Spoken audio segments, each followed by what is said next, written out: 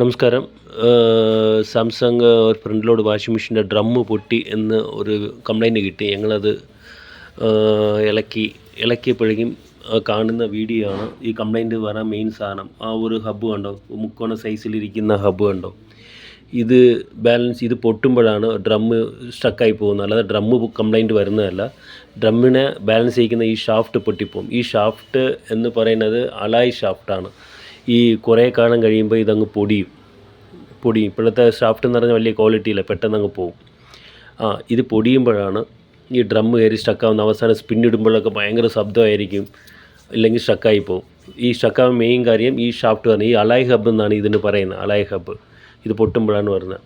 ഇത് നമ്മൾ ഇനി ചെയ്യേണ്ട പരിപാടി എന്ന് പറഞ്ഞു കഴിഞ്ഞാൽ ഇതിനെ ഫുള്ള് നമ്മൾ ഇളക്കും. ആ ജോയിൻ്റ് ഉണ്ടല്ലോ, ആ ജോയിൻറ്റിൻ്റെ അവിടെ പൊട്ടിയിട്ടുണ്ട്. പൊട്ടുമ്പോഴാണ് ഒരു മാവ് പോലെ കാണുന്നത്. ഇളക്കിയിട്ട് ഞങ്ങൾ സ്റ്റീൽ ഹബ്ബ് വയ്ക്കും. അതാണ് ഈ കാണുന്നത് കണ്ടോ. ഇപ്പോൾ സ്റ്റീൽ ഹബ്ബ് ഞങ്ങൾ വെച്ചിട്ടുണ്ട്. സ്റ്റീൽ ഹബ്ബ് വെച്ചപ്പോൾ തന്നെ ഒരു ഫിനിഷിംഗ് ഉണ്ട്. ഈ സ്റ്റീൽ ഹബ്ബ് വെച്ചുള്ള കുഴപ്പമെന്ന് പെട്ടെന്ന് പൊടിയത്തില്ല. 5 വർഷം 10 വർഷം വേണമെങ്കിൽ ഇത് കിടക്കും. ഇത് വെൽഡ് ചെയ്ത് വയ്ക്കുന്ന ഒരു സംഭവമാണ്. അത് വച്ചതിന് ശേഷമുള്ള വീഡിയോ ആണ് ഇപ്പോൾ ഈ കാണുന്നത്. ഇപ്പോൾ അത് വെച്ച് ഫിക്സ് ചെയ്ത് കഴിഞ്ഞതിന് ശേഷം വീഡിയോ ആണ് ഇപ്പോൾ എടുത്തിരിക്കുന്നത്. അത് വെച്ചതിന് ശേഷം സ്മൂത്തായിട്ട് കറങ്ങും. വേറെ പേടിക്കാനായിട്ടൊന്നുമില്ല. ഓരോ കിലോയുടെ ഇതനുസരിച്ചായിരിക്കും ഓരോരുത്തരുടെ റേറ്റ് പറയുന്നത്.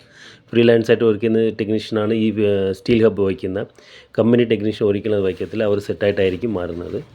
Okay friends, thank you.